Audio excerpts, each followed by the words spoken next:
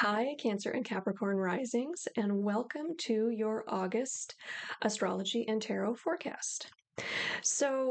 If you're not familiar with astrology, you might wonder why it is that I can do Cancer and Capricorn readings in one video. Well, Cancer and Capricorn are opposite each other on the zodiac, and so astrologically deal with a lot of similar themes at the same time. And so you'll see that as we get into the reading. But basically, you're dealing with energy on a spectrum, and whether you're a Cancer rising or a Capricorn rising, kind of shifts how that energy shows up. But it is a really similar energy, so I think this works really well. But let me know what you think. Um, Now, in this reading, I'm not going to give you the details of the astrology this month. I have recorded a separate August astrology reading, which will give you the dates and the energy and kind of how I think it's going to show up. Um, so I will link that in the comments and at the end of the video, and you can hop over there and see that if you haven't already viewed it. Or you could do that now, or you can listen to this now, whatever order you want to do it in. But that will give you more of what the astrology of August looks like. And of course, as you listen to this, take what works and leave the rest. But if I strike something that is meaningful to you, I would greatly appreciate a like, subscribe, a comment, or a share. Um, any and or all of those things help the YouTube algorithm find me and help other people find me and lets me know you're out there, and I just really appreciate that. So if you were willing and able, I would be grateful. So thanks for that. If you are new to my channel, my name is Lisa Merrifield. I am with Trails Edge Astrology. I am a modern psychological astrologer, and so what that means is that I like to um, help people really see themselves. So much of our lives we do what we think we should do. We're supposed to do it because of whatever reason, and yet there's this longing in your heart that's calling you a different way. And I think really the beauty of astrology is most notable when we can confirm the longing of your heart. Like, yeah, this is the work you're meant to do in the world. Maybe in the day job, you got to have a 9 to 5, you got to pay your bills, but this other thing that is calling you is destined, and and leaning into that is what you're meant to do here. And so I like to look at those things in a chart.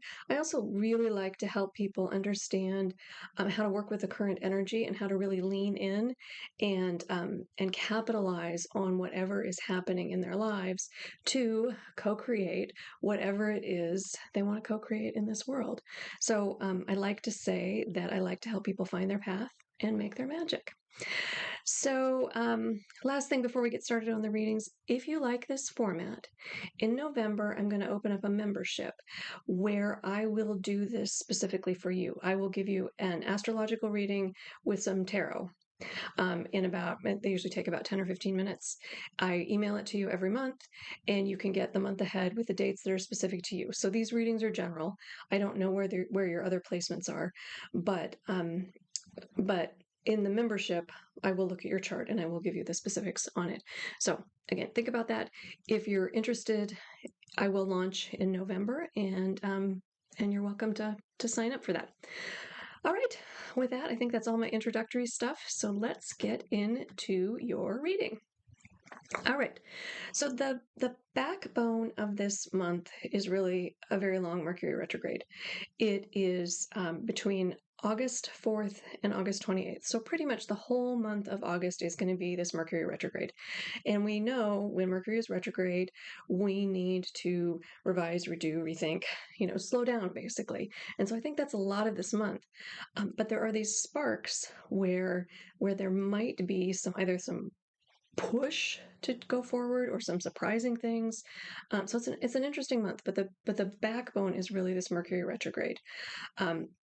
So for you, Cancer and Capricorn risings, this Mercury retrograde is straddling your second and eighth house.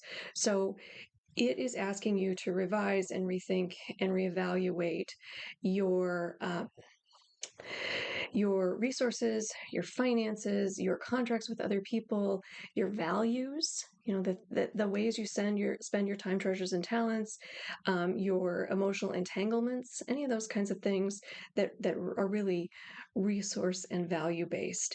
If you are a Cancer rising, this Mercury retrograde is really asking you to look at your personal money and your personal values and your personal resources and how you spend your time, treasures, and talents. So there's some revision around that, that what you have, or what it is that you value enough to spend your time doing. So that's really where this Mercury retrograde focus is for you. And for Capricorn rising, it is really on the other end of the spectrum, how you are financially or emotionally intertwined with someone else. So the eighth house is sometimes called your partner's money, or it can be mortgages or debt, or even just emotional vulnerability where your values are tied up with other people. So again, there's something you're being asked somehow to reevaluate and rethink what that relationship looks like for you. Okay, sorry, I'm back. I don't know if you missed me, but I had a moment of like, wait, what am I doing? But I'm back now. So related to the Mercury retrograde, we also have a full moon in Leo, which is on August 19th. And that full moon in Leo will again highlight that those financial resource value houses, that second and eighth house for you. And full moons are about revelations. They bring things to light. They also can signal endings. And so in this space, this full moon is square Uranus. And that makes it, Pam Gregory, the Oxford astrologer, referred to it as a doozy. So there's a lot of potential interesting revelations that may come out with this full moon. So Uranus is about liberation and how we, revolution and freedom seeking. And it really, when planets are in aspect to Uranus, it's really about figuring out how to release tension. And it's not always pretty. Uranus is not necessarily like a logical, methodical planet. It's like, this is too tight, this isn't working, here's an escape route. And so so the full moon really begs it really asks us to be thoughtful and to really think about what the highest good is. Where are we really trying to go? Otherwise, it could be a little chaotic. Again, we got this Mercury retrograde through the month, so we're not really moving forward, at least in our mental ideas. Or we're not moving forward quickly. We really need to rethink and reconsider and really be sure before we move forward. But in the middle of the month, there might be this really unexpected energy that comes in and highlights something that just really throws us off. So introspection is going to be important, and introspection is going to be important, and just really like leaning into your body, listening to, like, really sleeping on it. If something unexpected comes up, rather than reacting right away, like just taking a pause will be important. For you, so the full moon highlights this resource or value kind of piece of your life, and that Uranus square is picking up something about creativity, either what you're creating individually or what you're creating with others, or where that balance lies. So some kind of creative tension is really occurring with that full moon in the middle of the month, with a Mercury retrograde that's asking us to go slow, rethink, revise, redo. All right. So, the other energy that I think is really important for us to make note of this month and work with effectively is the Mars Jupiter conjunction, which will happen on August 14th. So, reasonably close to that full moon. And in fact, on the full moon, there's something formed, it's called a T square, which is another tense aspect. Um, not as tense as it could be, but nonetheless, it adds some tension. So that Mars Jupiter coming together for you, Cancer and Capricorn, is in your house of health and service, in your houses of health and service, and like the balancing between discernment and analysis and boundarylessness, agape self-love kinds of thing. These are health houses.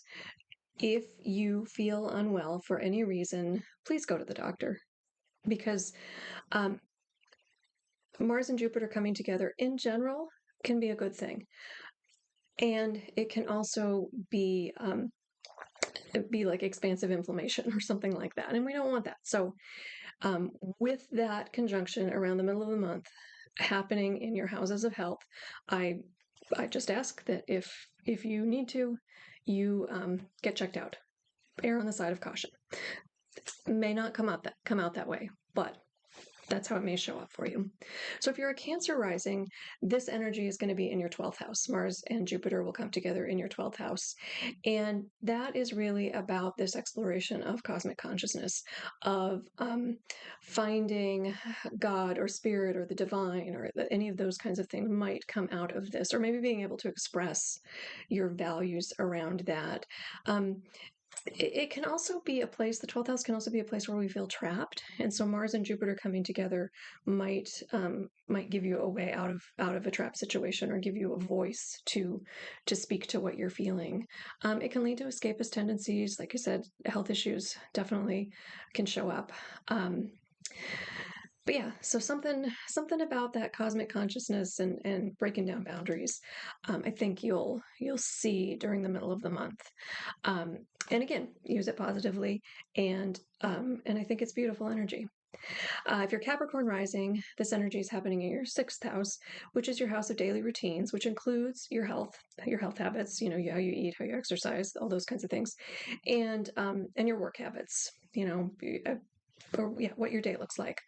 Um, so this energy, that Mars and Jupiter coming together in this space, could really help you launch something that you've been trying to bring into being. Maybe you've been, rethinking. Maybe you're self-employed and you've been rethinking some product placement or something. How you need to run your business, and that energy coming together could help you catapult that.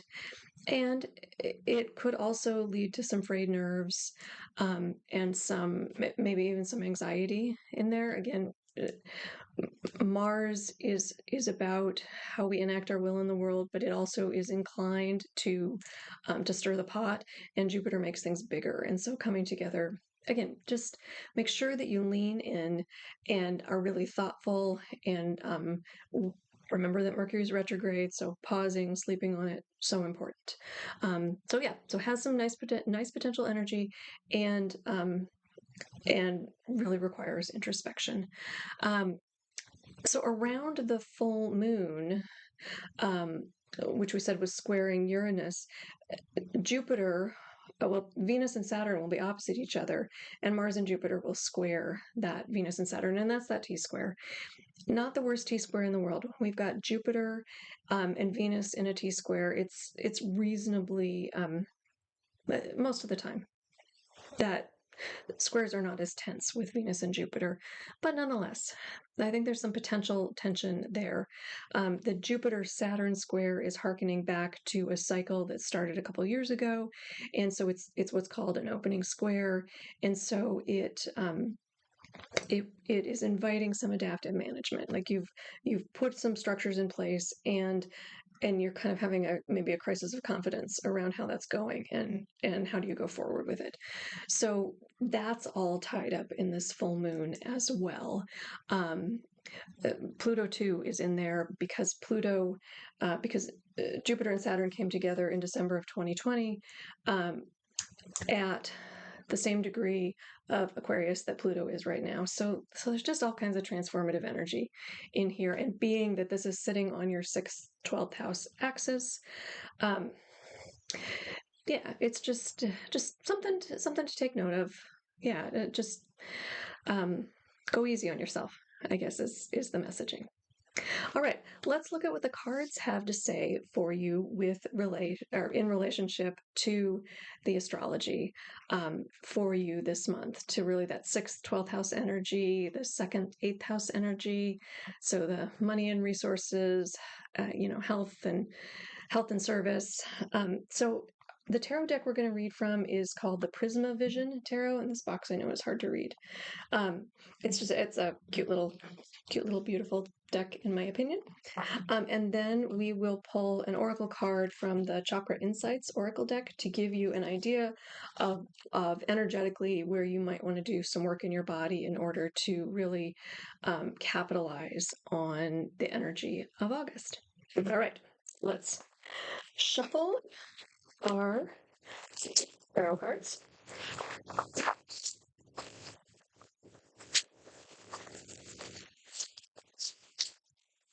All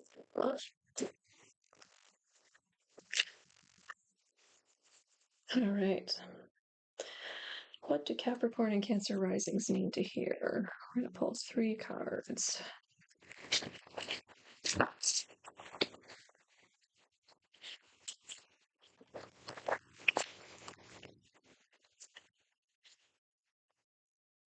Oops.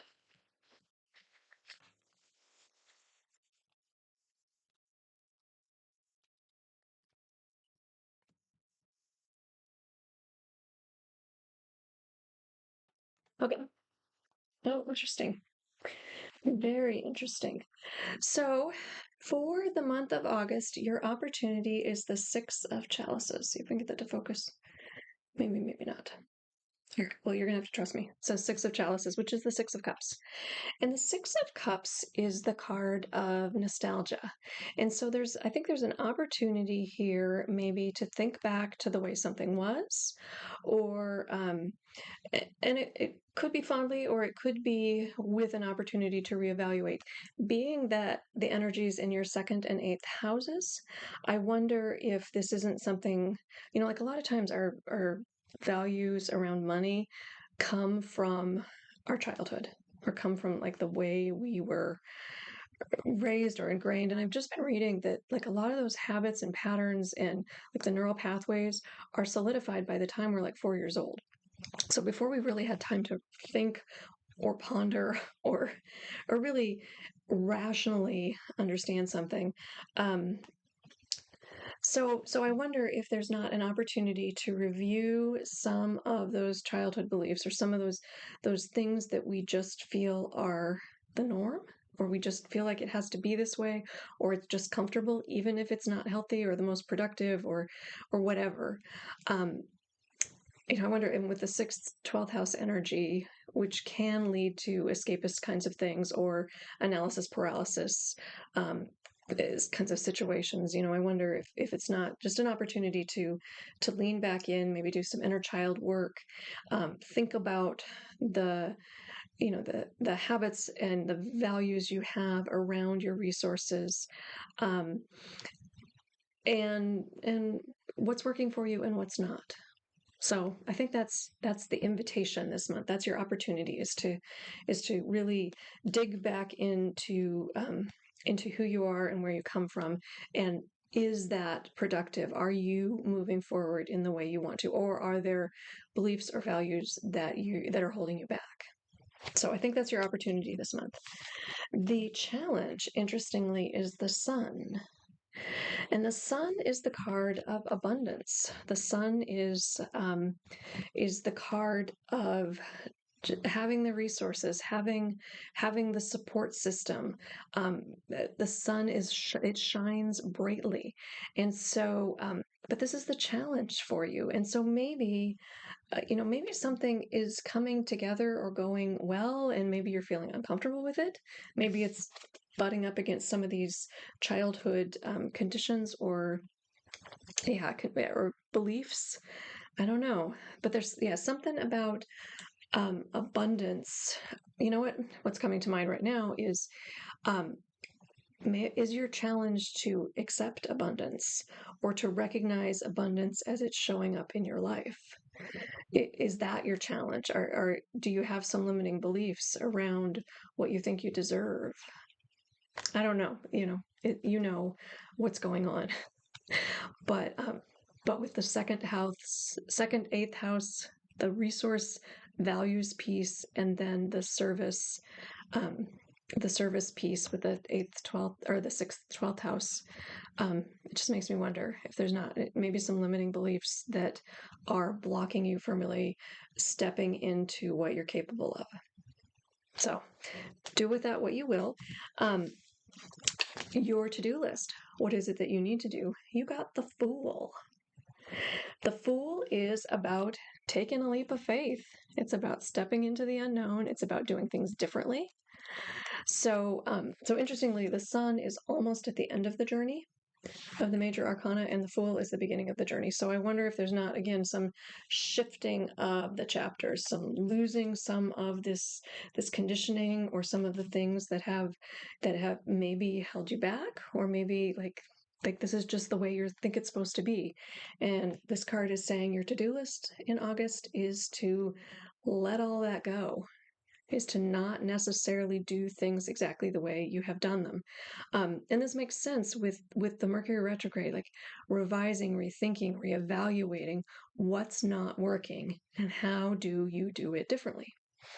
So I think that's very much your messaging this month, and it's very much tied to money and where it is you trap yourself. How you keep yourself locked in a pattern that might not be the pattern that is best suited to meet your goals.